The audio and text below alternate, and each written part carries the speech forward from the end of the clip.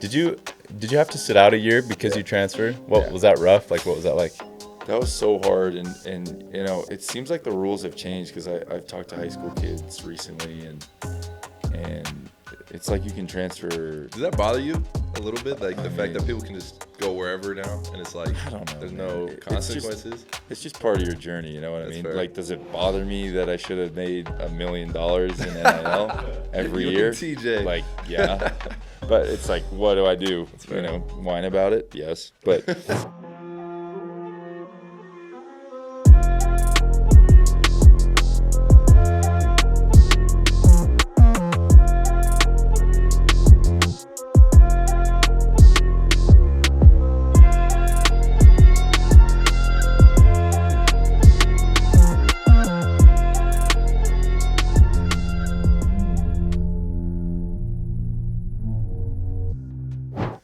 Welcome back to Life Beyond the Three, presented by the Center Street Media Network. I'm Trevs, your host, and we got a special co-host today. What's up, guys? I'm Jared McGregor. Happy to be here. Guys, we have an even more special, not like you're not special, but an even That's more wild. special That's guest. insane. Little intro for you guys. okay. The Kareem Abdul-Jabbar Award Top 10 finalist. Nice. All WCC first team, WCC All Freshman team, the Lou Olson Award National Player of the Week, and the NCAA.com Player of the Week. Just some quick accolades for you. You throw another one in there. Oh, let's throw another one. Academic I All-American. didn't want to Oh my put that in goodness. Why there. would you want to put that as All-American? That is, he was an academic All-American. I was the Student king athlete. of the nerds. But we have the Eric Mika. Mika, appreciate you joining us. Yeah, good to be here. I'm excited to chat with the boys. Let's go. So let's just dive right into it. Like, how's growing up? You have like a pretty big family. You have 6 siblings, right? Yeah. Where do you fit into the mix? I'm the 5th, so you know, not exactly laid with the burdens of the middle child, you know, but just after. So I was in a real sweet spot, you know, being number 5. Got away with a lot, probably too much, and yeah, just had a great upbringing. My family's the best. It's funny, like being in a big family like that. You just get personalities that are so different, you know. I don't know how many siblings you guys have, but like from the oldest to the youngest, you just have such a variety of interests and now careers. It's like all over the map, and so I feel like that was you know, part of the foundation of who I am today, because I feel like I can kind of fit in with a lot of different groups, because like I grew up within a group that was diverse. So That's super cool. great family though. How many brothers and sisters? So there's 3. It goes 3 girls, then 4 boys. Oh, wow. Yeah, so 3 girls, then my older brother, then myself, and then 2 younger brothers.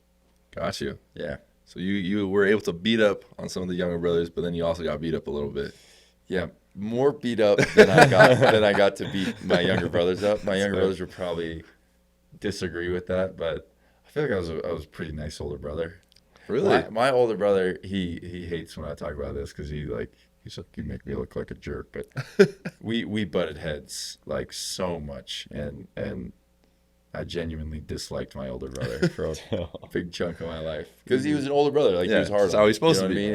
And also, I think we were just like both very, very competitive. Played the same sports, had the same friends, and so you know, we were playing one-on-one hoops, one-on-one lacrosse, like all the time. And if someone and video games, like whatever it was, always a when competition. when someone won, the other person wanted to beat that person up. So probably not healthy, but I think it's just how it goes with brothers. So you know, we were friends. We just didn't realize it, because we'd fight so much.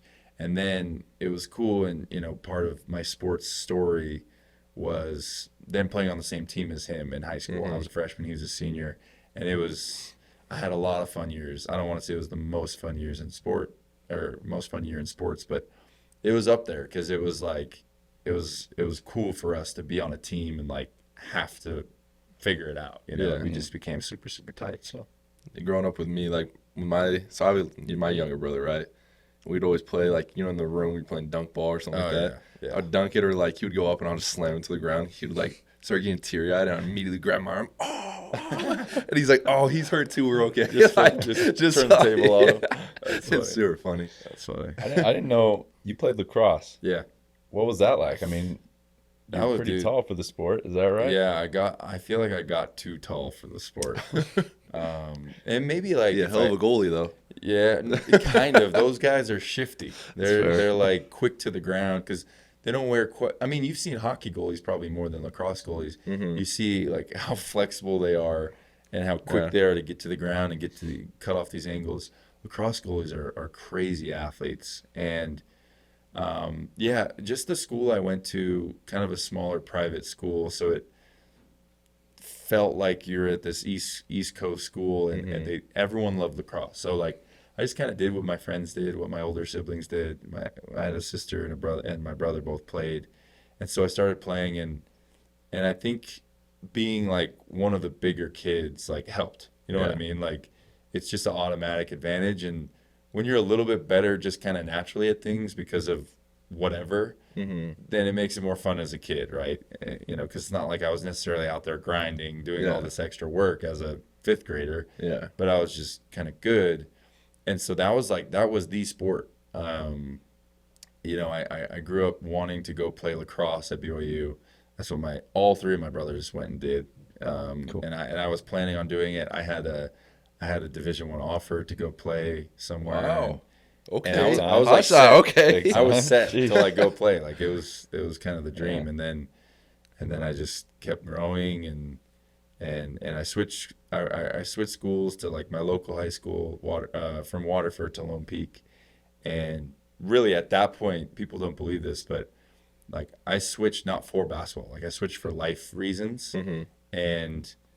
and basketball just happened to be, I mean, an incredible like window of Lone Peak basketball, and It's a great time to jump in. great time to jump in, great time to be a big guy and jump Yeah. in, even though I wasn't super skilled, Mm-hmm. you know, and it was like, oh dang, this is fun, and I'm actually pretty good at this. Like it really wasn't until junior year of high school that I was like, okay, like let me give this a shot, you know, Mhm. which is kind of wild.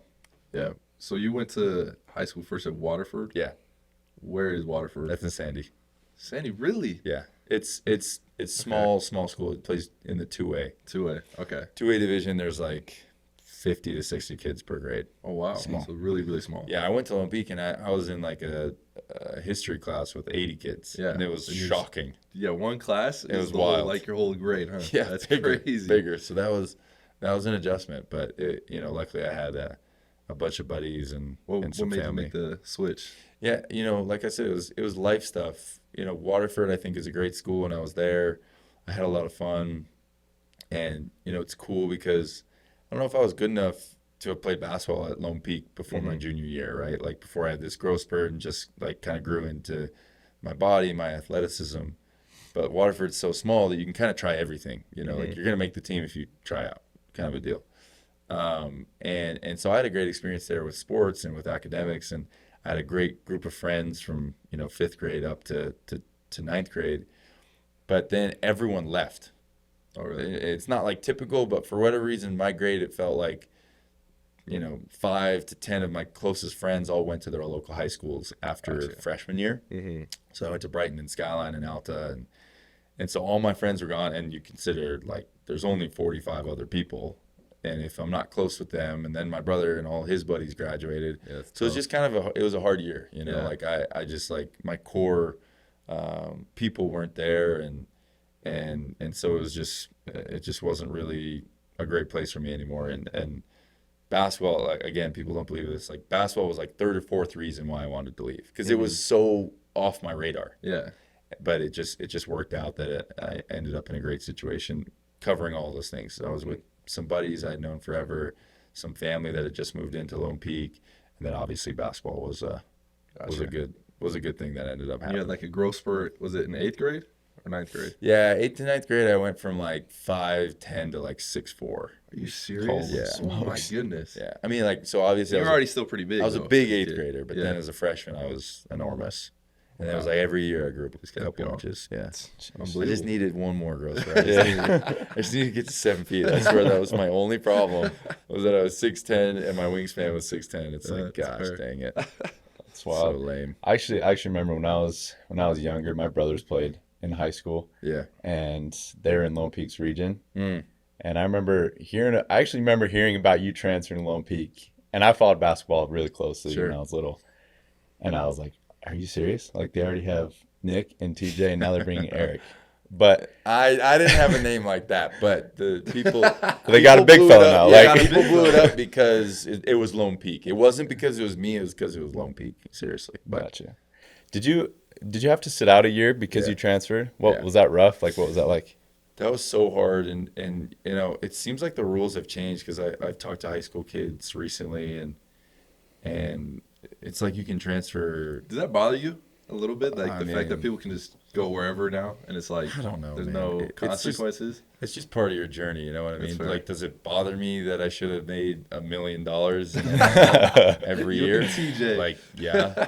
But it's like, what do I do? You know, whine about it? Yes. But, like, you know, I think, no, it doesn't, I think it's not great for the sport that it's so kind of easy to, if things True. are hard, just leave and go try somewhere else. You know, I don't think it's good for the kids. You know, there just needs to be a little bit of a better system. Yeah. But I'm not mad about it because, and I'm on the record saying this before, like, that was the biggest year of growth for me in basketball. And so I needed it, you know, like I told you, it wasn't on the radar. Like, I was a decent athlete and had a lot of like raw ability. But I mean, Quincy Lewis sat me down and was like, dude, you suck. Like, Hey, real quick, do you remember the exact quote he gave you? I have it I written think down. it's you suck. No, I don't know where you got this. I He must said, "This is what we have on record, okay, from my Okay. sources. All right. You're horrible at basketball, but you have potential." Yeah, pretty much. Yeah. No, I That's remember. brutally honest. No, it was brutally honest, and it was the truth. He was just like, listen, like, just because you're here doesn't mean now like it's all made. You know what I mean? Yeah. But like, It's a cool story. we're gonna give you the tools, and we're gonna give you the blueprint and the answers to the test. You got to go work your butt off and go get it. And so, you know, what was the question? Oh, sitting out. No, so sitting out was the best. Sitting out was the best thing to ever happen to me because I had a whole year of. I'm sure if I played, I would have been okay, but I wasn't just going against other teams and worrying about scouting reports and matchups and minutes and foul trouble. I was just practicing every day against the varsity team that went on to win state, and you know, had the potential to do even greater things if they had, you know, a little bit more size, but had an incredible year. You know, we went to South Carolina and beat Whitney Young with Jaleel Okafor, and I mean, we were traveling nationally and beating teams, and had an incredible year, won state, and I was going against them every day. It was a redshirt year, right? Yeah. And so that was so good for my development. And again, because I didn't have to worry about, you know, saving some gas for the games, like after practice, I was going and hitting weights, right? I was getting extra work in every morning. Like it was the best It's like a year. really college experience right there. It really was. It was a college experience. It was a redshirt year. And I got so good. I went from like, hey, it's on the radar. There's potential. Quincy's like, dude, you have so much work to do. To that summer, like, boom, I was in the top 100. Not that like is everything, but like from Big being deal. a nobody to all of a Not sudden even top ranked 100. is crazy. It was 20 like 6. Well, I worked my way up. I'm just I worked my way saying. up. But like even entering, I remember I was on like the third best center in the entire Yeah. country. I remember I was on vacation with my family when I got ranked, and it was probably in like the 70s or 80s, and I was like, holy cow. Super cool. But I didn't have anyone to tell because my family didn't care. They were just like, nice, dude. like, what cool. about lacrosse? Yeah. What happened to the family sport? So, yeah, it was I'm not mad at it. At the time, I was devastated. You know, like I cried like a little baby. But you know, it was the best thing for me. So kind of closing out the chapter of Lone Peak. Yeah. How was winning like the national championship as a high school? Like I know there wasn't really a tournament, right? Yep. To like decide that. But you guys were the number 1 ranked high school team to end the year. Yeah, that was cool. You know, man, couple things like come to mind. One is just the power of manifestation. Like, not like just sitting there and visualizing. Obviously, there's a lot of work that goes in behind that and pushes that to reality. But it's like day one we got together and Quincy Lewis was like, "This is what we're doing." Like, it's not like we have set up the schedule. We have all these moving pieces. The administration is in, parents are in, funding is there, like sponsorships, tournament, like everything is there. Same place, We're going to go get this, you know, and then we did. And it's just like, holy cow, like for him to have that kind of vision and be able to push it on to some, you know, dummies, some 16, 17, 18-year-olds is crazy. And then for us, as talented as we were, we had a bunch of guys that were ranked. We had a bunch of guys that could go on and you know, be the best player anywhere else in the state. For everyone to buy in was cool. And I don't think I had that amount of buy-in anywhere else the 10 years after my career, right? Yeah. So that was incredible. And then, you know, third thing is like it actually wasn't that cool. It was kind of just like, all right, yeah, that's what we said we're going to do. We did it. On to the next thing, you know what I mean? But it gets cooler like every year that goes by. You know what I mean? Yeah. It's like, holy cow, we were so good, right? And did that. And it's also like less ability for me to celebrate because I'm like a has-been. Like the farther I'm removed. We got the Washed Up podcast. Yeah, exactly. I'm washed up. So the farther I am removed from it, like the cooler it is, but the less I want to be like vocal about it. But like it you know, it's pretty insane what we did and the season that we had. I mean, I think we beat like 6 or 7 state champion teams and we were wiping the floor with these guys, you know. Yeah. So it was, and you go down the list of NBA players we went against, and it was cool, you know. Like playing the right way and winning is fun, as you guys know. Yeah. I'm curious. Was there a moment for you? You talked about your development through basketball, but was there a moment where you're like, "Shoot, I'm actually kind of good at this game. Like I could go somewhere with this." Man, I don't know if I ever thought I was really good, but get out of here. When you crack out top 100, get out of here. I think that moment was part of it, you know? Like, dang, like I'm actually getting recognized, you know? Yeah. And again, the farther I'm removed from it, the more I realize how big it was, like, because I don't think BYU was getting the street cred it was, or that it's getting now, you know? So the fact that there was a BYU commit climbing the rankings was cool for me. You know, I think going into my freshman year, I remember my roommate Luke Worthington. Shout out Luke. Were you on the team with Luke for 1 year, or he had just left? The GA. Oh, he's the GA, so you know Luke. I know Luke. Luke, well. The legend. We called him leftover Luke because he'd just eat everybody's food. It's so true. He's a beast. Yeah. But I remember like I still didn't realize how good I was. Because Luke and I were rooming, and I was so nervous about him taking my spot. Because he was a different player than me, and he was a football guy, so he's way stronger. And so we get to these summer practices, and you guys know, you get to your summer practice as a freshman, you just get your ass kicked, like by everything. The conditioning's harder. The weight room is basically non-existent before you get there. Nothing compared to that. Yeah. And guys are just bigger, faster, stronger, like all the things that you hear about what it is adapting to the next level. And I was going through that. And also, I was having a great summer, but Luke was too.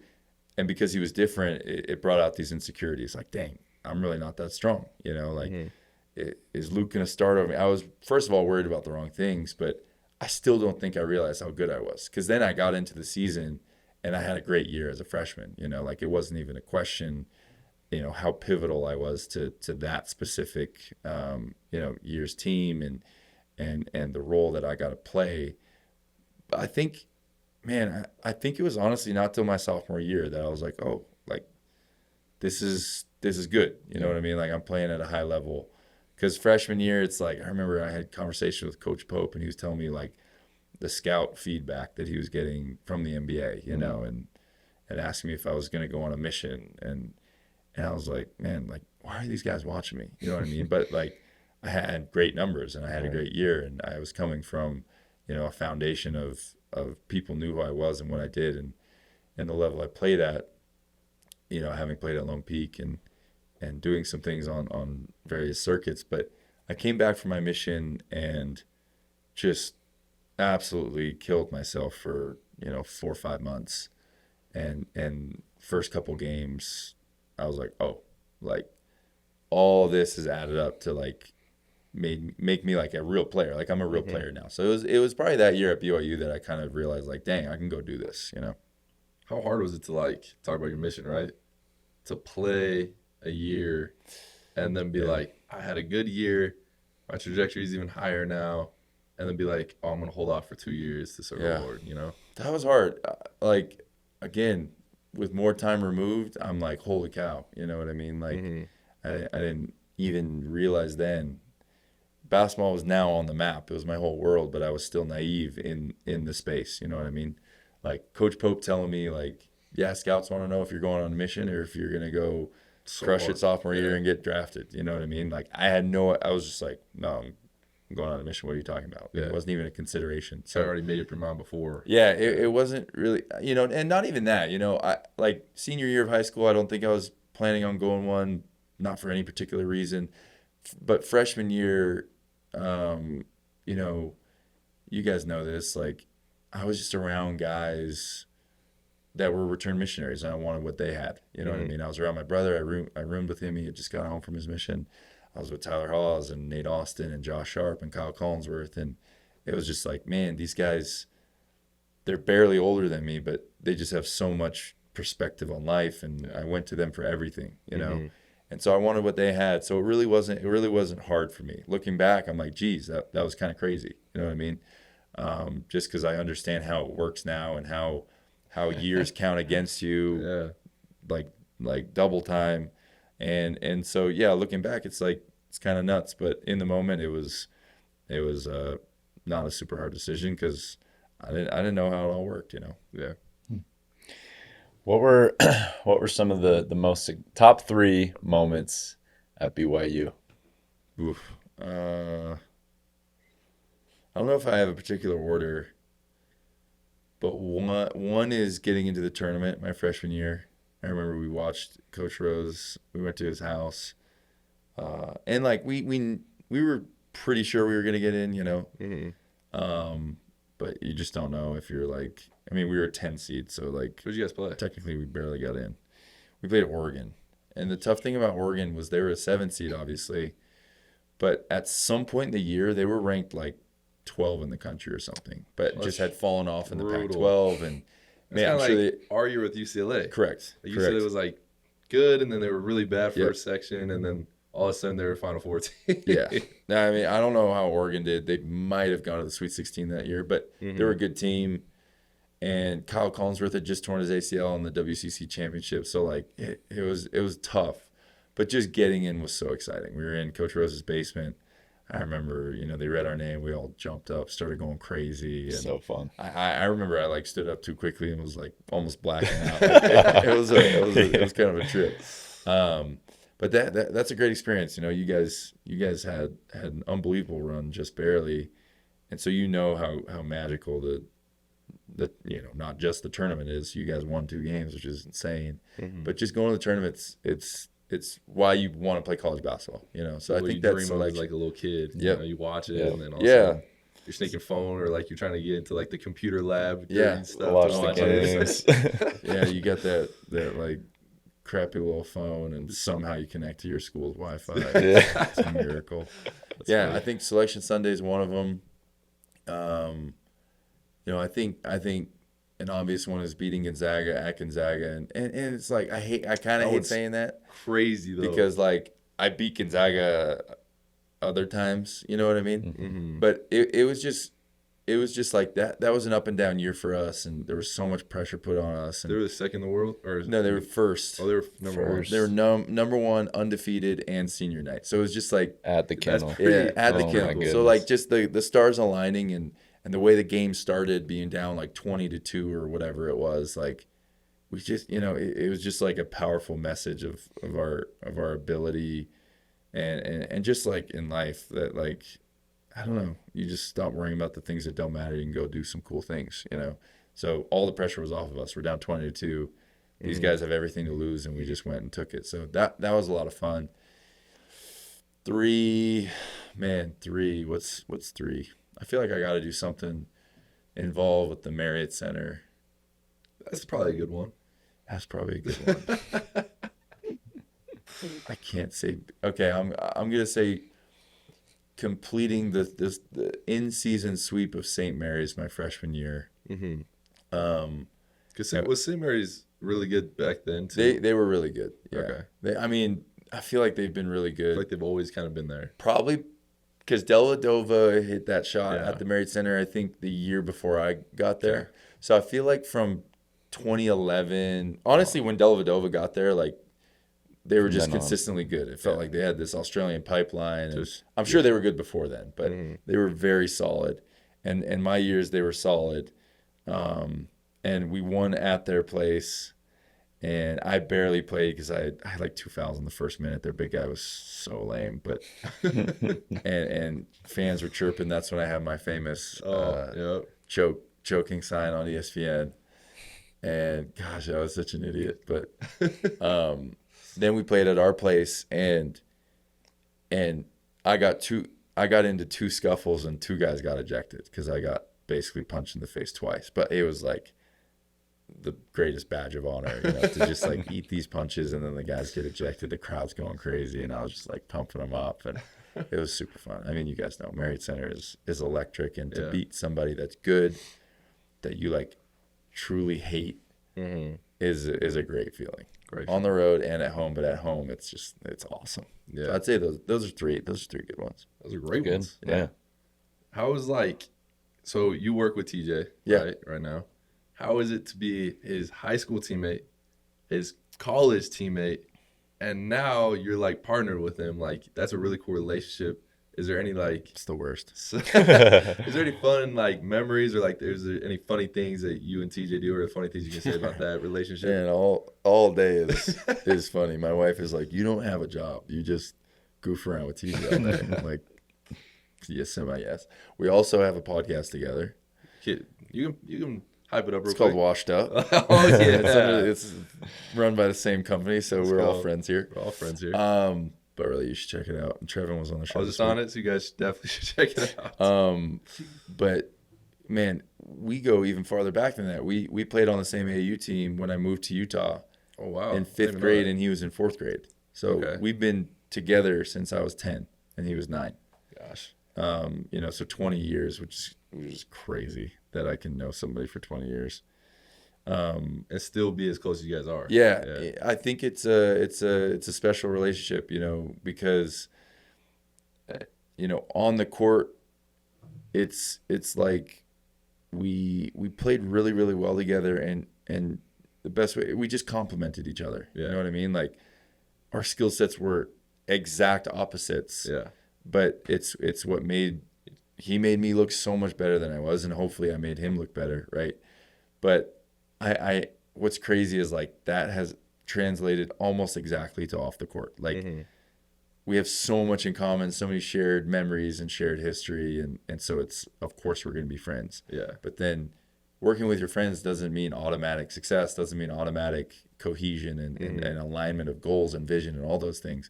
But because we have this shared history, but also because we're polar opposites in a lot of ways, we balance each other out a lot, right? Yeah. Like just the way that we handle relationships and meetings and the way that we strategize are different, but still we end up on the same page, which is like really cool. So it's been a blast. We're a little bit call it head down right now, working on some things that I can't really talk about right now. But okay.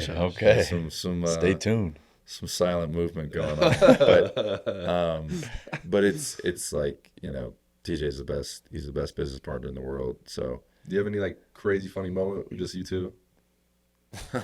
Don't be too explicit. We got children watching. Oh my but just gosh. like just some funny moment that we can lighten the mood a little bit. One funny moment. I mean, literally, we're just like, we're laughing all day. We have a list of quotes from just some of the most wild things we've heard in meetings. I probably can't read those because those guys will know who they are if they listen. I'm trying to think, one of our favorite traditions, we have 2 games that we play. Okay. This isn't one story, but this will just tell you like how stupid we are. Because, we're competitive, and so we just have to find a way to like piss each other off and get at each other. So we work in an office that has a basketball court. Okay. So like when we like come back from a lunch or we're going to a lunch, like at some point in the day, maybe twice a day, we do a shooting competition. Okay, like horse or No, so it's just like we invented it. We made up all the rules, like it. all these like small rules are like we added in because like we wanted the other person to lose or like have to reshoot or whatever. You guys know how it goes with your friends. So it's literally just shoot. It's 5 high school threes. okay. That's the first spot. So someone wins that spot, and if you tie, you So it's you 5 just shots. yeah, it's just 5 shots. If you Okay. tie, then you just have a shoot off. You see who misses first. Then you go to it's half court of this gym, but really it's just like it's probably a couple steps past NBA 3. It's just a deep 3. You take 3 shots at the center, Gotcha. and then you shoot a half court shot. Which again in this gym it's like a 3/4 court shot because it's a short court, Mm-hmm. and you get 3 shots there. And so it's who wins 2 spots, and like the amount of times I've just been like out of breath laughing because I'm clowning him and then he misses the game-winning shot, or he's clowning me and then I shoot some terrible shot. Is like it's I can't even count how many times that has happened, and it's fun because like we can like legit be screaming at each other. We're so mad when someone loses and we're saying that they cheated or whatever. And then it's like 2 seconds later, it's like, all right, let's go to lunch or let's go to this meeting. So it's like if people knew like some of these meetings we hop on, like how just annoying we were being, like literally seconds before we turned on this computer, they probably wouldn't want to meet with us. And then yeah, I don't know, it turned into this card game. Now we're lazy. We just don't even shoot shots. We just like my wife was like, what is this card game you guys play? Because we referenced it one time when we were all together. It's like, again, we invented it. You literally just draw 5 cards and you see who has a higher score. So it's just total luck. There's no skill. There's no like, Oh, really? there's no That's anything. it. And then you can just, we just talk crap on it the whole day. It's like literally because you drew like It was 5 straight cards luck. that It added was- to more. And in the end, you have the day. So I was teammates with T, so I could totally see T. Oh, getting yeah. so mad. Yeah. Just Like again, this is so dumb that I even know this, but I'm on like a 10 game winning streak. Wow. On our game, which is like literally we may as well flip a coin. Yeah, right? literally. And he is like so mad about it. That's fine. I'm gonna text me after this. Say, Yeah, you should. Lost 10 straight Yeah, times. I think it's like 31-21. Or we play a lot of. I mean, we've been in this office a long time. So yeah, just text me be like, man, I can't believe Eric hit 30 on this card game. But I mean, that's not like one particular. There's just too many to think of. But it just goes to show like we have a great time, and the competitive edge I think is what makes it so fun. But also I think is what is propelling our success is like we don't know anything but to go as hard as we can and to just never give up on anything, right? Like even if it means pivoting or evolving, changing slightly, it's like that we don't care. We will not be deterred. So I like that. we do that in business. We try and break up long days because it's a different world from what we were used to, and so just getting something to just kind of goof around, I think. Have you guys played the dollar game? You No, remember? You know what the dollar game is? Yeah, I was. Were you part of the? I was part of the. Okay, OG I was group. making sure you're part of the OG group. It was Bob Medina that introduced the dollar game. Okay, The strength coach. that's a staple now. So Yeah, that's a staple now. I wish I don't think you guys play it anymore. We played it in Italy. Yeah, we did Remember play that? in Italy for a second. It's a fun game. Foos got really into it. Yeah, and then- it's one of again. It's like kind of lucky, It's incredibly lucky. You could say there's, a But little I bit feel of like you skill there. need a specific group to really make it super fun. Yeah, Like sounds like me and Trey kind of brought in the terms you guys would use. yeah, So the young guys were like, "What do you guys say?" Yeah. We probably can't say it on air, but we got really fun into it. man. That I actually had never even considered that. That's crazy that the dollar game is still getting played. But yeah, man, I'm just convinced that and TJ and I actually talked about this a couple weeks ago or maybe last week on our podcast. Is like teams that do like stupid stuff like that and find like so much joy in it, they win. They really do. So true. Because it just means like you're not too cool for anything. Yeah. Like that's the underlying theme. If you're playing the dollar game and it's like so fun, or that freshman year, we won a lot of games. It was dominoes. In my sophomore year, like, sure, we didn't win as many as we wanted to, but we still were 22 or 20 something wins, Yeah. and we would play Quiplash, if you guys know Quiplash. like Yeah. and FIFA and 2K, and it was just like, if you're hanging, that means you're hanging out after practice. It means you're hanging out on the road. You're not just all separated in your own room doing your own thing.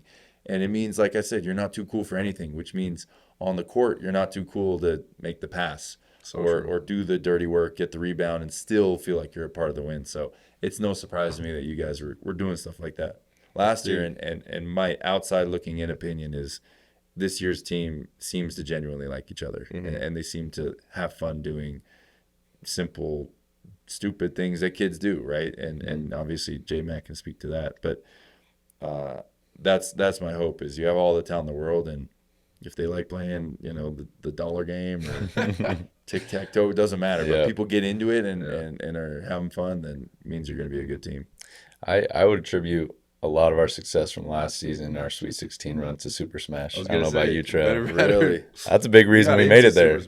Man, we had 8 to there needs to be a deep blue on this. 8 players playing at a time. We had like 2 to 3 players waiting to get on. Wow. So that's 11 people. We had coaches playing. We had GAs playing. Like, it was. Yeah, that's it right there. It was wild. People don't realize, like, that is part of the winning formula. You have 11 guys on the road hanging out. Yep. Are you gonna keep that going, or is it? I'm gonna keep it going. I actually reached out to Nintendo to try to get an NIL deal with them. Oh, like, so hey, smart. like we're using your stuff. Like, can you hook us up with anything? Oh. They didn't hit me back. Wow, that's wild. Nintendo guys. It could be Xbox. I mean, they don't play their cards right. Yeah. We got games on Xbox too. Yeah, that's right. No, that's actually awesome. And I gotta know who top 3. Top 3 are? Were you guys keeping track of wins, or was it just kind of king of the hill? You win, you stay. I'm pretty sure We he switched kept it up. track. Because I would have had a whiteboard out. We should have. I would have wanted people to know. Yeah. One of the worst wins. people. He hasn't been on the pod yet, but Coach Will is Will one of the Voigt. funniest dudes you'll ever. If you ever get a chance to play him, it's the funniest. Is he good? guy. He's just like if you kill him once, he's like, oh, so that's what we're gonna do. We're gonna start teaming up Just now. taking it We're personally. gonna start tag teaming on the coach, huh? Like, just so funny. And if he wins one game with anyone, oh, it's a dynasty. Yeah, We got the We dynasty. got the dynasty. So it's super funny. I would say, like, everybody has their certain guy, right? Yeah. So, like, I was a little boxer, little Mac. Got pretty good with him. Trey got really good with Ike. He's like this swordsman. But I think the top guy would probably be J-Mac was Kirby. I feel like that's cheating, but Nah, it was that ain't Kirby. cheating. That's Yeah, my just- guy. You just like eat people, and float around until like just drop- everybody just does drop damage on on each other. Down and B. and then you show up. And when I've played with Kirby, so I get that. Okay. Yeah, I it's a think good the move. best person, though, was probably Dawson. Dawson's tough. Dawson, he was playing Samus. I don't know. He was Yeah. really, really good. with Little him, Mac so. Trev, I don't know. Samus feels like a little bit unfair too.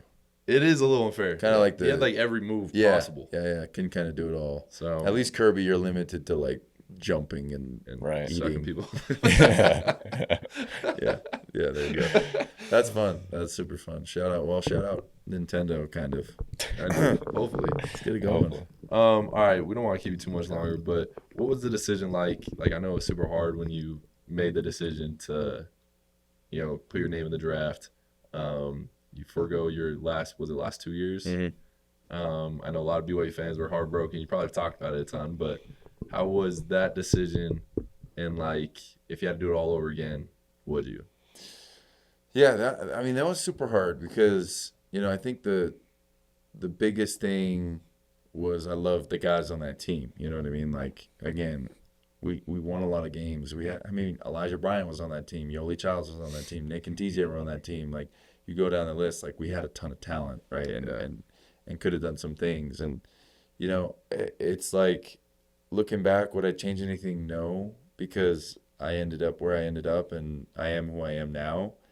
And I like who I am now, and I like where I ended like up. who you are right? now. So I appreciate that.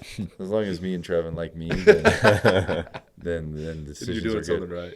But yeah, I think I got asked this on that BYU cruise, and the way I answered it was, if that transferred to now and there's NIL, there's no question I'm staying, right? Because in reality, That's a like, huge decision. Yeah. I left because I knew I was, now I'm no longer naive in the space. I'm like, oh, geez, like, I'm old. Like, and my dream had become to play pro basketball.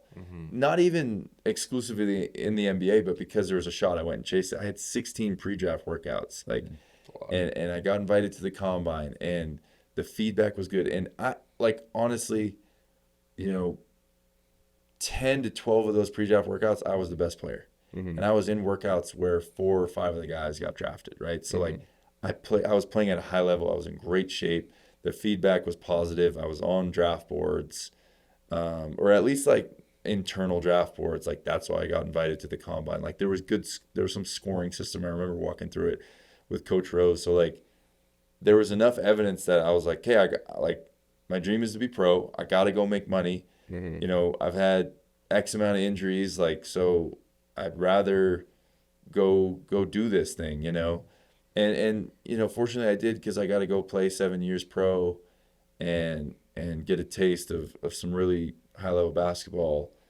And then I shut it down because of my knee. I had 2 more knee surgeries, and we'll probably need another one in the next year just to like live a normal life. But like the clock was kind of ticking. My dream was to play and to earn, like make a living from basketball. And all of that kind of develop into the player I wanted to be. So, it was different. But the way I look at it, it's like, man, I could have played 2 years, and I know that would have been fun. I know I would have gotten better. I know we would have won a lot of games because we had those guys I just mentioned. But at the same time, so looking back, like, yeah, I don't know if I'd change it, but I know that would have been awesome, right? Yeah. At the same time, in that moment, my goal was to go play and develop. I played 2 years in Europe, got a lot better. I mean, the growing pains you talked about on our podcast, the physicality, right? It's so different. It's so different, and it got me so much better quicker, to where then I had a real shot at the NBA, right? Like instead of those 2 years at BYU, which probably would have prepared me as well. We don't know what we don't know. But the way I went did prepare me, right? Like I walked into the Kings training camp, and for a month I killed dudes. Like I had this base from BYU. Now I had pro experience with grown men. And so I figured it out and gave myself the shot that I wanted. And so that's why, maybe if I didn't have that experience with the Kings, I could say, yeah, I'd go back and change it, right? But that was the goal, and that's where I got. But yeah, NIL would have changed it, right? Because I wouldn't have felt that pressure to go and earn money, right? Yeah. Like I was 100%. Married, I had to go get a job eventually, and I was like, kind of strike while the iron's hot, Yeah. But it was hard, and to this day, Cougar fans will be like, and they're all so great about it. They're not like mad at me by any means. Maybe they are, but they're just like, oh man, it killed us when you left, which is like makes you feel good, makes you feel bad, yeah. But yeah, I mean, we'll just play the what if game. We probably would have won the national championship. So Absolutely. I guess it is. I guess it was tough for me to go. It sucks, man. You had another ring. It's too bad. So 7 years pro, you said. Yeah. Obviously, your time at BYU in high school, playing against Jaloka for people like that. In your basketball career, who was the hardest player you had to guard? I mean, Anthony Davis was pretty tough. Okay, that's a good one. And I've said this before. It's because he's good and big and skilled, but it's also because he got every single foul ever. I mean, the story I tell all the time is I was guarding him. He's, trying to three-quarter him. I mean, the guy's massive. Like, his shoulders are as wide as an ox. It's weird to, like... And he's tall. Because, like, seeing on TV, I want to be like, wow, he's a thick dude. Because, like, looking at you, I'm like, right, you're strong. Yeah. You look like an ox, right? No. Healthy, strong. I mean, I put on a couple, too. So, I think back then I was a little bit leaner. We're working on it. But he's strong. Exactly. Like, the narrative is he's fragile. Yeah. And I wasn't as big as I am now, but, like, I was still 245, 250, you know what I mean? And he was strong, right? Yeah. And so I'm three-quartering him, and he spins off me. Somebody throws the hoop, and he just misses. Like, he throws it off the back of the rim. And I'm looking at him, right? Like I'm not contesting this. He beat me. I was leaning too much, and they called a foul. And I was like, it's because he missed. You know what I mean? Like it just felt so lame that you see it on TV. Like it's so obvious that they bail these guys out sometimes, and I felt that. So that made it hard guarding him. But the very first play I got on an NBA regular season court, I had to guard AD, and my legs were like jello. I mean, I felt sick, and so I had to guard him. Whole Lakers bench. I was just telling someone this yesterday. This is the 2020 Lakers, so Kuzma, Rondo, Avery Bradley, Boogie. Was Boogie on that team? Maybe Boogie wasn't there. All these like Caruso, like these real players, they're all chirping at me the second I get on the floor. They're just like, oh my gosh, who is this? And they're like, AD, ISO. They're all standing up, and I'm just While like, your legs are "Holy shaking." cow." My legs are already shaking. I'm like, are you freaking kidding me? Like, come on, guys. Like, Rondo, I grew up your biggest fan, dude. And he's clowning me. And they ISO AD, big surprise. And he just starts driving at me. My legs are like still jello, and I just went down. Like I fell, but I brought him with me. Like there was enough contact, but like it was 100% like my legs just gave out. Holy smokes. After that, like I got a foul under my belt in the first 5 seconds, and I was like, okay, I'm good. You know, I just needed to kind of get that out of the system, get those guys out of my head. But AD was tough. If you talk about Europe, man, people don't realize how good Hoops is over there. Yeah. Man, toughest guy I guarded. Whew. Man, the crazy thing about Europe is you have guys who are basically in the NBA that are drafted and stashed, or just kind of in between, whatever. I mean, Brandon Boston, take him for example. He's in Turkey right now. He's an NBA level player, right? Yeah. Like he just needs the right situation, the right fit, the right timing, everything. There's so many factors. You're going for 400, 450 spots. And it's the toughest league to get into. And so you have guys who are basically NBA players that are over there just kind of waiting. You have guys that had long NBA careers that are over there and just have been slowly pushed out. You have guys that are about to be in the NBA. And I don't know how many of those guys I played that the next year they got drafted, or 2 years after they got drafted, they're on the youth team and then they work their way up. Like, kind of like welcome to the pros, because I played summer league and there were plenty of welcome to the pros moments there. But then I went over to Italy, and this big guy, oh my gosh, what was his name? He played for the Jazz, big Ukrainian cat. I'll think of his name, but 7 foot, 6'11", 280, like just a mammoth. And you know, I got to 250 when I was with the Kings. That was like 2 years later. I was probably still college weight, 235 or something like that, lean. And very first play he gets it, he just 2 dribbles, spins off me, dunks. Like couldn't get around his shoulder. Like there was no chance. Just a big boy. So you know, that was, I can't even remember the guy's name, but you know, just everyone's just bigger, faster, stronger. You think, man, Europe sucks. Like, oh man, so lame. It's not even close to NBA. It's true. NBA is another level, but this guy was in the NBA for like 7 or 8 years. You know what I mean? Like, I feel like the NBA too is like they're way more athletic. Yeah, they're way more explosive. Yep. And overseas, like the footwork is unbelievable, crazy, and like the actual skill is like, oh my gosh, like you have to really be dialed the whole time, because just the strategy that goes into it, I feel like is a little bit more intense than I feel like the NBA at times. For sure. I mean, what's crazy? Oh, they're pulling up the current Ukrainian guy on the Jazz. Gosh dang, it's gonna bug. Oh, Fasenko. Kurillo, I don't know how you say his first name. Fasenko. He was on the Jazz for a while. I went and watched him at the Jazz, which is kind of crazy. But I mean, to your point, not only did he drop step dunk me, they then were like, all right, back to him. Like that's what they do in Europe. Yeah, better that's than true. Than it's like teams the do here. where's Waldo type of situation. Exactly. They're like, oh, it's a rookie who we have a mismatch on. Like, let's pass it to him 10 times in a row, right? Yeah. They're gonna force you to sub out or to change the matchup, or like, all right, like we're not gonna change anything until you stop us, right? Which is what I loved about, your guys' year with Pope. I feel like you guys did that really, really well, and that was part of your success. It was like you rarely see college teams and just young teams attack the same thing over and over and over. And I'm sure you did it this last year, but it stood out to me that year with Pope for whatever reason, probably because there was a ton of post play. And I don't know, but I remember watching games like, dang, it was like 6 times straight. Yeah, okay, stop us, back right? zone. And teams that figure that out win.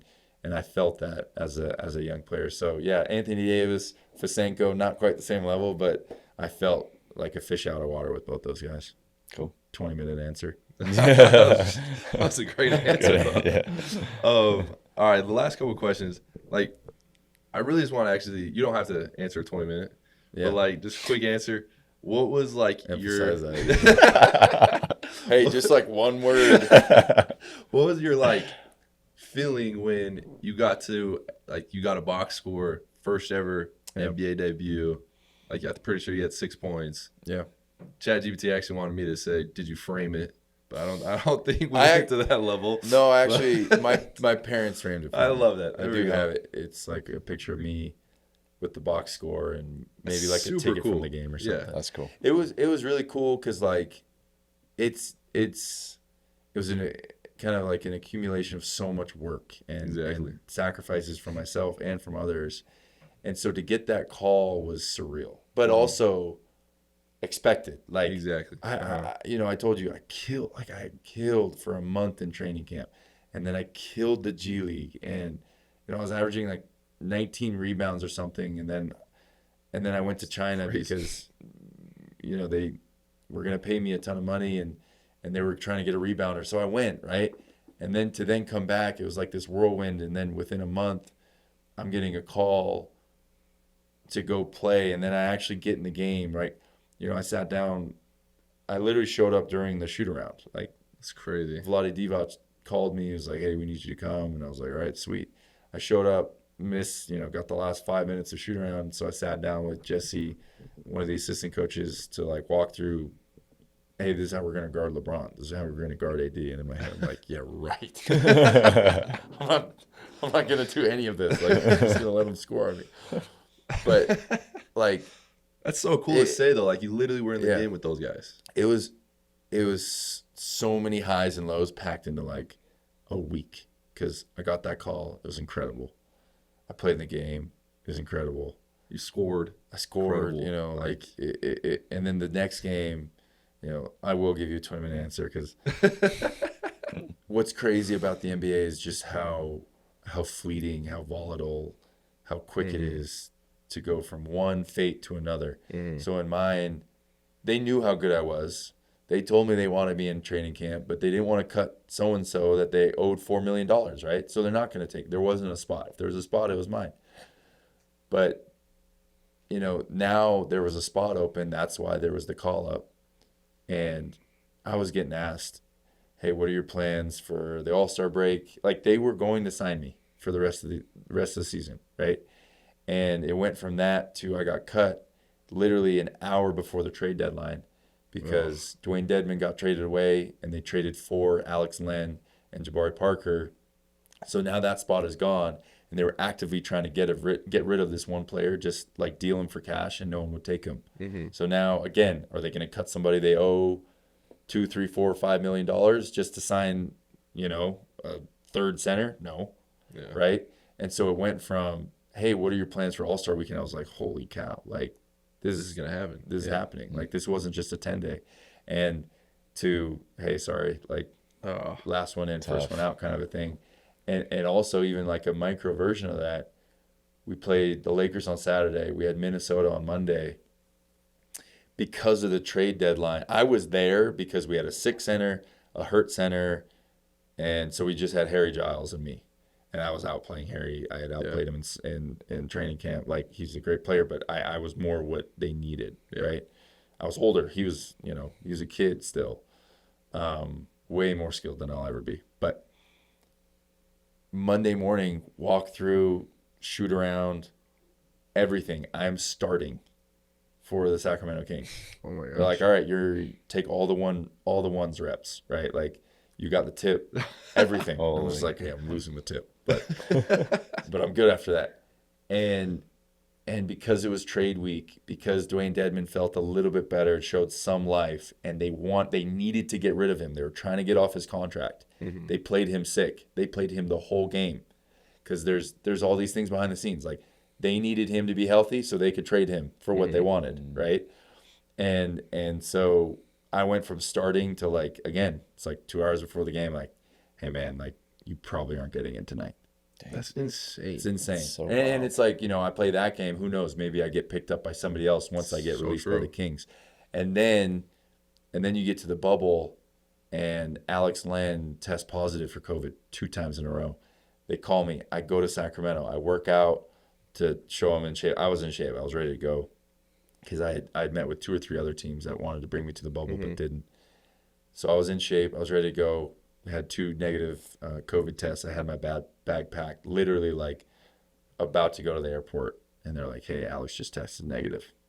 So it's like Another just you one talk, thing. you Holy. talk and all of a about sudden, the highs and lows, and just like, man, like guys that make it past their rookie contract, guys that make it at all, you don't realize like how much has to align. Like yeah. there has to be a body of work that is hard to compare, right? Like you have to work so hard to play pro basketball at any level.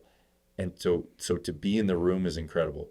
To then stick is insane, right? Yeah. Like those guys are just another level, and it takes some luck. So, I am that it all to say, to give you the 20-minute version, I feel extremely grateful to have had even just that, like that cup of coffee with the NBA, right? Yeah. Like because I know what it takes, and I know that there are guys better than me that never got that chance. You know what I mean? So it feels less and less real the older I get, but it's something, I gotta have I got the stat sheet and the picture and the ticket frame so my kids can't say it's not real. That's fair. Well, Jim Mack got a little fun question to pretty much close it for you. So everyone talks about the GOAT debate, LeBron, MJ. Oh, jeez. Lately, now hold on, lately, Oh, at geez. BYU, we've been talking about Kobe or LeBron. Who in your eyes is better out of those two? And let's put a little like restraint on this, okay? Like we'll take Time the restraint. years, okay? Okay. So like, yeah, LeBron has played way longer, so he obviously has a little more accolades and stuff like that because he's played a little Yeah, longer. but you can't do that. I'm doing it, okay? No, it's like, hey, one of LeBron's biggest things going for him is that he's played forever and dominated forever. We're gonna take that away. Yeah, No. factor that in. Like, Okay, fine, you can factor it in, but like, Okay, well, okay, go for it. you don't really Go fight for too it. hard. Go for it. I'm a Kobe guy. I'm not a Kobe guy. I'm With the with like, you. I'm with you. bro, Do I I already do knew I it was like happening. meaning do I think he's bad? Like no, but like I grew up a Celtics fan, so So you already have like a. I had bias. I have no reason to be biased now. I just think. Do I think LeBron is like incredibly skilled or ever has been? No. Like on a KD level, on a Kobe level, on a Jordan level, no. But LeBron versus MJ, I think I'll reserve for another day. But I do just take like what LeBron went and did. Oh gosh, dang it, it's hard. That's actually really hard. But I think I'm gonna go LeBron because of that, because of how long he did it. I mean, you can't be The most averaging- points ever. Yeah, he's Averaging played for the- averaging 10 the- years, what he 20 does years longer than everybody else. in like year 21, still basically flirting with a triple double every game. Like we've become numb to it, and It's so true. we That's disrespect it. It's like it's expected, so it's not cool. It's like it's unbelievable, right? We're gonna say the same thing about Jokic if he plays a really long time and just keeps putting up these absurd numbers, right? And then he starts getting into these conversations. But like right now, for me, he comes in at 18, 19, dominates. He's 41, 42, still dominating. I don't love LeBron. Like, I don't like him. Like, I don't like his takes. I think he's kind of corny. Like, the way he does things bugs me. Like, I don't like the GM, how he does all that. But, like, him as a player, incredible. Gotcha. Good answer. Okay, great answer. Trevin's I so won't mad rebuttal. right I'm now. done. He's pissed. My last question for you is: are you still doing your rowing machine club? And if for people that don't know, can you hurry and just touch base They don't want on to know. the eliteness of your rowing machine? Yeah, I'll say this because I've tooted my horn. Oh, you can do it one more time. a bit too much on this podcast. Being really tall helps rowing. It's like Fair. it's like being really tall helps in basketball, right? Like being smaller helps be a gymnast. Like there is a body type. I might be even too tall to like go become a pro rower or in college or something, but it does help. So I want to preface that but my brother started rowing and so he always told me how like good of a workout it was. And then when I had my last knee surgery, I couldn't do impact stuff. So I was like, okay, I'm gonna row. And it kills you. Brutal. It is brutal. Like go do it. Like you want to hate your life, go do a 5K on a rower. Yeah. And that'll take like a person that's in decent cardiovascular shape 18 to 20 minutes. That's like average, right? Go try and do it under 18 minutes. You're going to hate your life for 18 minutes, right? And so I just started getting better and better and again, it's just like the competitive like how can I go check times? How can I go? And so I found this app. It kind of works like Peloton where I see other people's scores all around the world for like these daily sprints. It's like sprint for a minute, then pause, sprint for 2 minutes, then pause, sprint for, you build up to 5 and then go back down, or it's different every day. So it was just like for a year, I rode 1,000,000 meters. Holy cow. Is terrible. That's a lot of meters. That's a lot. And I don't know. It's just so I kind of backed off a little bit. I think I burned myself out a little bit.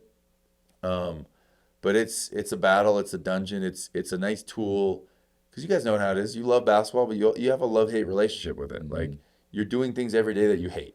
Yeah. Like the running, the lifting, sometimes the early mornings. Like part of it is like you're building like this mental fortitude that's gonna take you guys places in life that you just don't have after sports. Like I don't hate things in my life. My life is like really comfortable, Yeah.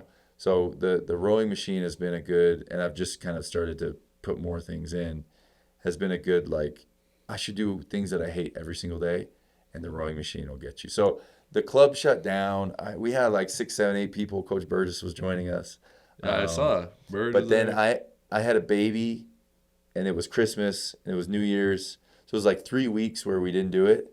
And then I texted the group chat. There was probably 15 of us, maybe 15 to 20, because like it wasn't always everyone every time. Right. And it was just crickets. So I was like, all right, I guess the club is dead. So I still row, and I'll go raw dog like a 45, 60-minute row. Oh my gosh. Like, all right, 5K sucks. You really want to like hate something, go row for an hour. Does that hurt your back? No. So you're like you get you're strengthening your back. You're going gorilla, Kyle Collinsworth on it. That's wild. So no, the club is dead. But if you want to hop in, to put it into perspective, hit my DM. just to let you know. Okay. You rode on that machine roughly from Orem, Utah to Los Angeles, California. That's solid. Or another perspective, Orem to Washington, Seattle. Wow. Or another perspective, Orem to Kansas City. Oh, that's solid. I'm going to LA out of that. Holy. That means you're pulling yourself all the way from Orem to LA. Man, that is so a 10-hour crazy. drive. You get into somebody else's universe though, and you realize how small you are, right? Yeah. Because that's a lot of meters. People do that every year. People triple that every year. It's insane. People have millions, like dozens of millions of meters under their belt in their lifetime. And I just discovered probably 2 months ago, there are these 3 brothers, I think, they rowed the Atlantic. Oh my gosh. Someone was rowing at all times. So continuous. Holy. Dude, people are insane. That's insane. And so I'm like, oh yeah, 1,000,000 meters. I'm freaking sick. I got a 5K under 17 minutes. Like, that is nothing. The people out there are just incredible. So yeah, it's a humbling part of my life, and so I'll keep it there. Let's go. Well, Mika, appreciate you, bro. Appreciate you hopping on the pod. Thank you guys. Thanks for letting me just yap for an hour. If you have, I just want to real quick, 20 seconds.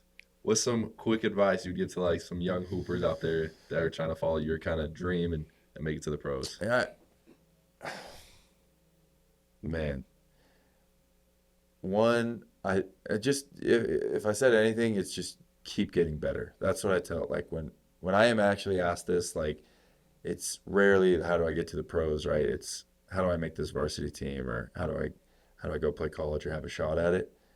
And if I've learned anything in life, and especially basketball, because really that's all I know, the guys that keep getting better are the guys that make it, right? Mm-hmm. You know, I mentioned there's some luck involved, but like what even got me in the position was I kept getting better, right? Yeah.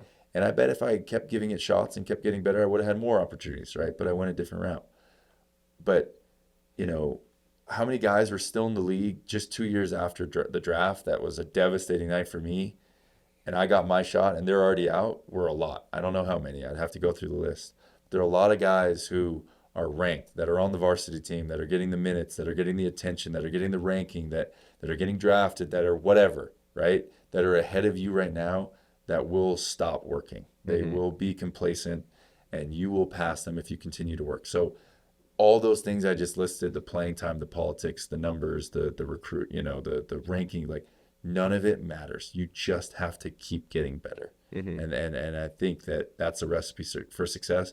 That's why every year you see some dude that starts to shine and signs $100 million deal that took it out of the G League, right? Or went the JUCO route. Every year, some guy. Gabe Vincent, good friend of mine. We played in Sacramento in Stockton together. You know, went to UC Santa Barbara, sat out for 1 or maybe 2 of his years there because of knee stuff, right? Went to the G League for 2 years, grinded on a two-way with the Heat, and then signed a $55 million deal with the Lakers, right? Like, he just kept getting better. He didn't care about any of the BS. So Yeah. I'd say that's the one thing I've learned that is worth chasing for young cats. Big time. Well, I appreciate it. That's kind of like your dream right now. You literally kept getting better, and That's right. you're on the team, and That's right. everything's going Still well. here. Let's go. Yeah, you guys know. Yeah. Trev never got better, so I'm not washed up yet. that's Seven ouch, years in ouch, college. ouch. Big time. Well, thank you so much for hopping on the Thank pod. you guys. This was awesome. Appreciate you, and hopefully you have success with UNTs and your card games. Yeah, appreciate it. Keep the streak going. Well, thanks, guys. You guys are the best. Thank you for watching Life Beyond the Three, presented by Center Street Media.